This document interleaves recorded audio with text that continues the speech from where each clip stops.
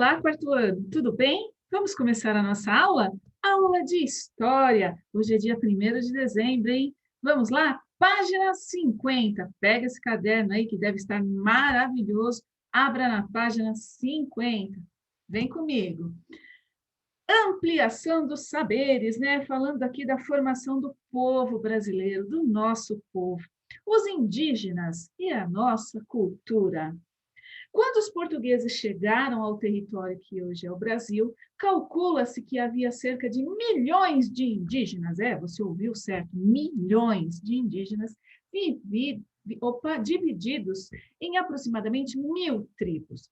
Atualmente, existem aproximadamente 230 povos indígenas vivendo em aldeias, nas terras demarcadas ou nas cidades. O modo de vida indígena mantém muitas das suas tradições, mas também teve mudanças, principalmente entre os povos que vieram viver nas cidades. Nas aldeias, os indígenas conseguem realizar seus rituais, fazer as pinturas corporais, educar suas crianças de acordo com os costumes de cada tribo, viver da caça e da pesca. Meus amores, vejam só essa pintura corporal, né? No ano de 2003, a Unesco declarou Patrimônio Cultural Imaterial da Humanidade a pintura corporal Kuziwá, essa que vocês estão vendo aí, olha, tá? Dos indígenas Wayampi, que vivem no Amapá. Gente, olhem, a Unesco declarou Patrimônio Cultural Imaterial da Humanidade essa pintura que vocês estão vendo na imagem, tá? Esses desenhos, né? Kuziwá. Legal, né? Bom, os indígenas que vivem nas cidades enfrentam outras situações. Muitos foram expulsos de suas terras, outros saíram por não terem condições de vida nos seus locais de origem. Outros vêm em busca de trabalho, outros estudam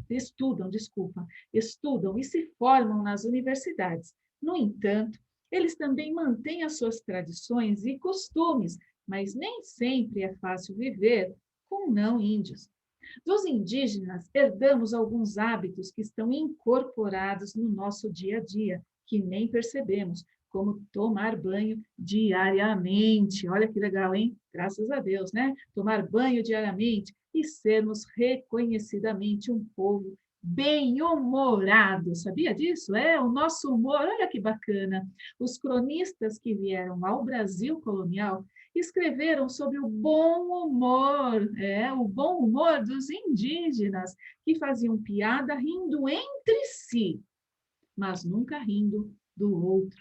Na culinária também absorvemos o costume indígena de comer peru de peixe, mandioca, que delícia, açaí e muitos outros alimentos locais. África, Brasil, heranças culturais. Muitas pessoas não sabem que o português falado no Brasil traz inúmeras palavras de origem africana, em razão da grande convivência entre negros e portugueses durante o Brasil colônia. Houve uma importante contribuição africana na formação do que podemos chamar hoje de idioma brasileiro. Muitas palavras existentes em nosso dicionário são usadas em comum sentido, tanto aqui como em Angola. Outras palavras, apesar de possuírem a mesma pronúncia, têm significados bem diferentes. A palavra quiabo, por exemplo, aqui no Brasil, conhecemos como um alimento. Na África, a mesma palavra significa confusão, bagunça. A música e o canto, acompanhados da dança, estavam presentes em todos os momentos da vida dos africanos, do nascimento à morte. Entoavam cânticos para adormecer crianças, animar danças e festas, aliviar um trabalho difícil. E ainda em cerimônias religiosas e fúnebres, para louvar divindades e expressar sentimentos. Hoje, fazem parte da nossa cultura muitas festas, danças, ritmos musicais e instrumentos que vieram das tradições africanas. Bumba Meu Boi, samba de roda, maculelê, afoxé, maracatu. Olha aí que bacana, né?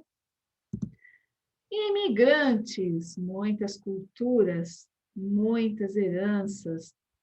Você já comeu pizza ou esfirra? Adoro. E já ouviu falar nas cavalhadas ou na Oktoberfest? Pois essas são apenas algumas das contribuições que os imigrantes de várias regiões do mundo trouxeram para o Brasil. Além da alimentação e das festas tradicionais, os imigrantes contribuíram com a riqueza da cultura brasileira na arquitetura, como as construções em estilo enxaimel. Olha aí que bonito, né? Olha só, né?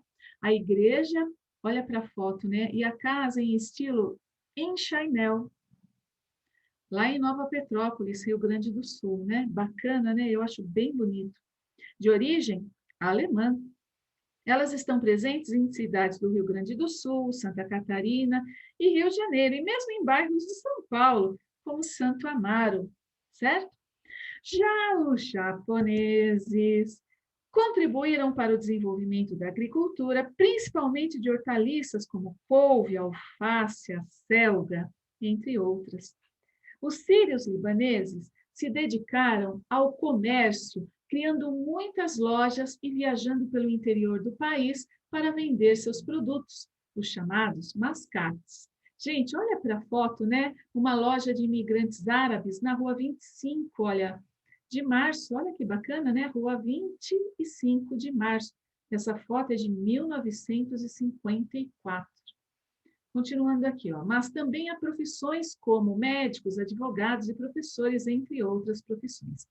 Assim como os judeus, que também se dedicaram ao comércio e a várias outras profissões. Contudo, a vinda de imigrantes europeus atendeu à política de branqueamento da população brasileira, considerada muito mestiça. Um dos resultados disso foi que o trabalho manual, considerado inferior no período da escravidão, começou a ser valorizado depois que passou a ser feito pelos imigrantes. Diálogo com o texto, página 54. Vamos lá, meus amores. Observe as imagens e leia as legendas. Então, estamos vendo aqui, né, as imagens, olha, de rugendas, um batuque, estamos vendo aí, né? Batuque. Estamos vendo também a dança lundu. O lundu é um ritmo musical trazido ao Brasil pelos escravizados africanos que vieram de Angola e do Congo. Segundo alguns estudiosos, o lundu é um ritmo precursor, veio antes do samba. Bacana, né? Bom, olhando essas duas imagens aqui, né? O batuque, o lundu, olha só, né? Vem as perguntinhas. A cultura africana está presente na nossa cultura brasileira? Claro que sim, né, meus amores? Vou dar aqui exemplos de respostas. Pode fazer do seu jeitinho também, combinado? Então, olha, sim, está presente em muitas das nossas manifestações culturais, na nossa alimentação, no vocabulário. Como você imagina que acontece a mistura das culturas? Algumas das imagens já vistas, né? O batuque aqui, o lundu, alguma das imagens já auxilia a pensar nessa questão, não é verdade? Gente, como você imagina que acontece a mistura das culturas? Vivendo junto, é. A mistura das culturas acontece vivendo junto, participando de festas, no comércio, em outros trabalhos, indo à igreja. As pessoas vão se conhecendo e aprendendo os costumes uns dos outros. É assim, meus amores, que acontece a mistura das culturas, tá? Vivendo junto. Você conhece outras características da cultura africana presente no Brasil? Bom, você pode responder aí, eu vou te dar um exemplo, que além da alimentação e vocabulário, a cultura africana está presente na música, em alguns instrumentos musicais, na religião, certo? Por qual motivo os escravizados mantiveram os traços de sua cultura, os traços da sua cultura, mesmo vivendo no Brasil? Gente, manter os traços aqui da cultura foi uma forma de resistência, né? Ninguém quer ser escravo. para resistir à sua condição de vida e à imposição da cultura europeia existente no Brasil. Então, eles mantiveram os traços da sua cultura, certo? O que eram os quilombos? Como era a vida nesses locais? Já falamos sobre os quilombos, né? Quilombos eram os locais formados por escravos que fugiam. Se desse, fugiam, né? Fugiam mesmo das péssimas condições de vida a que eram submetidos. Lá eles criavam animais, fabricavam muitas coisas como ferramentas e cestos, e se produzissem bastante, comercializavam o que sobrava com os povoados vizinhos, tá? Gente, sempre que for preciso, pare a aula, certo? Pode parar, enfim, ouvir novamente uma explicação, tá bom? Escreva um pequeno texto sobre quais foram as consequências da escravidão para a sociedade brasileira. Meus amores, foram mais aí, olha, foram 3 séculos, 100 anos, um século, hein? 3 séculos e meio de escravidão. Muita coisa, né? Claro que trouxeram aí grandes consequências, né? Voltei, peraí, desculpa, bati o dedinho. Consequências da escravidão. A escravidão no Brasil foi cruel e desumana, e suas consequências, mesmo passado mais de 130 anos da abolição, ainda são perceptíveis. A pobreza, violência e a discriminação que afetam os negros no Brasil são um reflexo direto de um país que normalizou o preconceito contra esse grupo e o deixou à margem da sociedade. Meus amores, nada de preconceito, somos todos iguais, certo? Vamos respeitar. A palavra de ordem aqui é respeito, tá bom? Pode fazer diferente o textinho, certo? Aqui, dei um exemplo. Quiser fazer diferente, pode fazer, mas de acordo com o que estamos estudando, tá bom?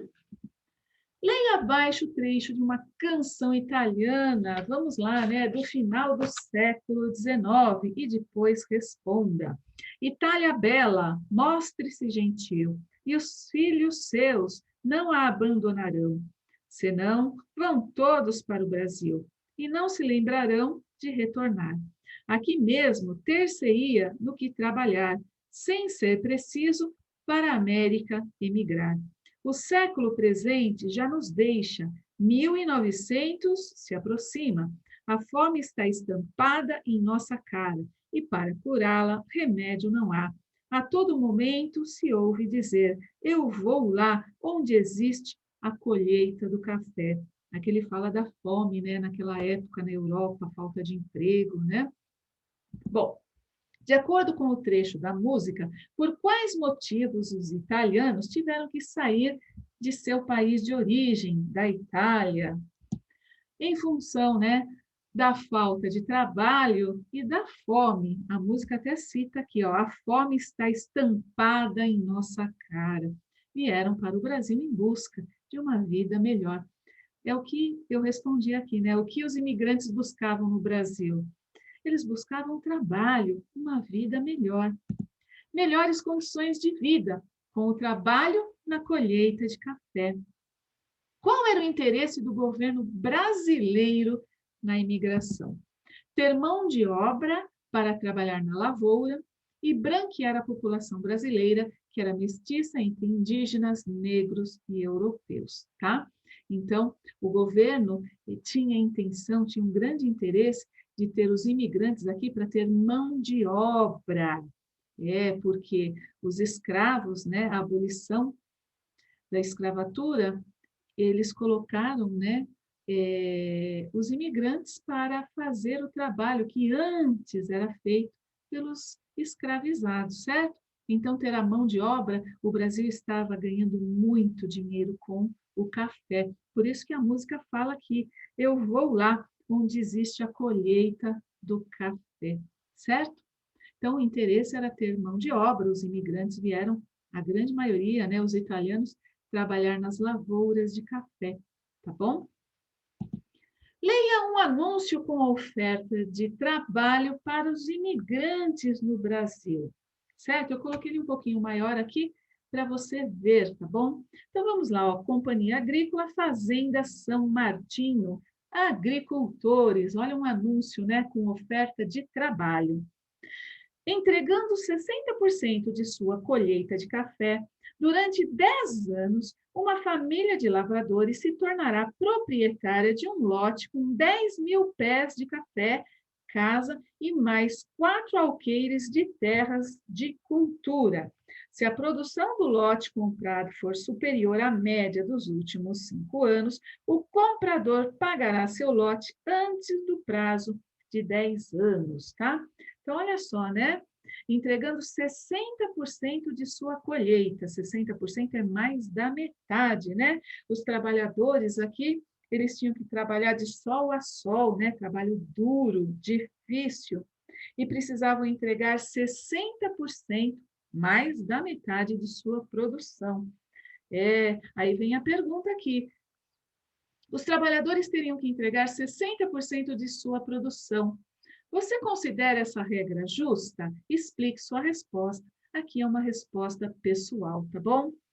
Gente, olha só, né? Tinha que trabalhar durante 10 anos, hein?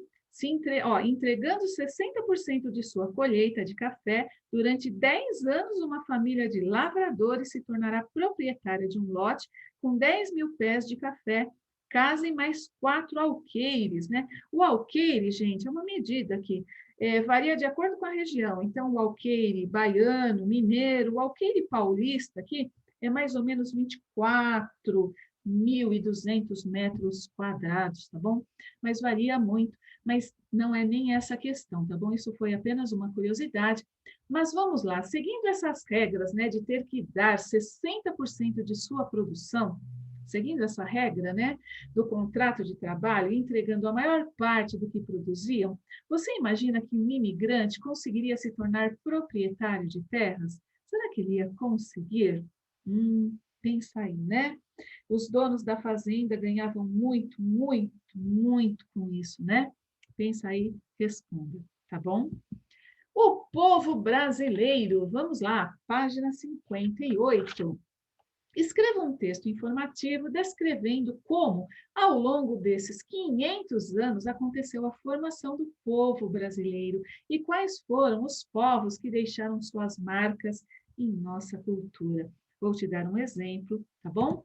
O povo brasileiro se formou pela mistura de índios, negros e europeus. Nós temos a influência aí dos índios, dos negros e dos europeus. A primeira mistura de culturas aconteceu com a chegada dos portugueses em terras brasileiras. Depois, com a vinda dos povos africanos que foram escravizados para trabalharem nas lavouras de cana-de-açúcar. Nossa cultura é uma mistura dessas culturas que influenciaram a música, a alimentação e os costumes do povo brasileiro.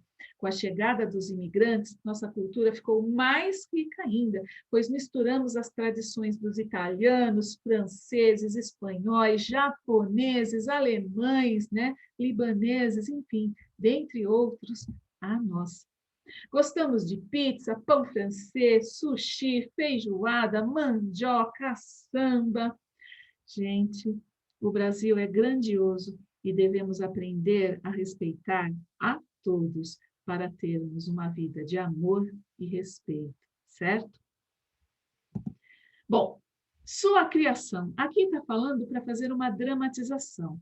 Só que nós vamos fazer diferente. Você vai escolher uma dessas cenas aqui, tá? Ó, tem uma, duas, três, quatro, cinco, seis. Você vai escolher uma delas e nesta mesma página, nesse espaço aqui embaixo, que você está vendo que tem um espaço na página 59, você vai desenhar uma cena, tá bom? Tipo um quadrinho de gibi, ou 2 quadrinhos, né? Sabe tirinha de gibi que você desenha a cena, coloca a fala no balãozinho? Então, você vai escolher uma dessas cenas e fazer aí o desenho na página 59. Quais são as cenas? Vamos lá. Senhores de engenho conversando sobre compra de escravos. Então, se você escolher essa, você desenha aqui na página 59, né? Senhores de engenho conversando sobre a compra de escravos, coloca o balãozinho, pinta, né? Faça bem bonitinho, capricha, tá bom?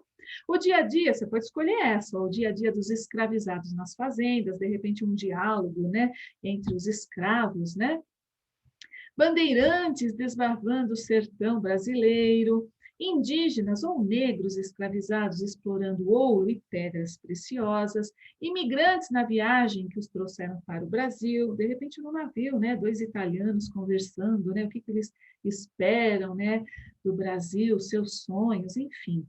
Imigrantes sendo recebidos pelos fazendeiros e a realidade do mercado de trabalho. Então, o que você vai fazer, né? Você vai escolher uma dessas cenas e vai fazer aqui na página 59, tá bom?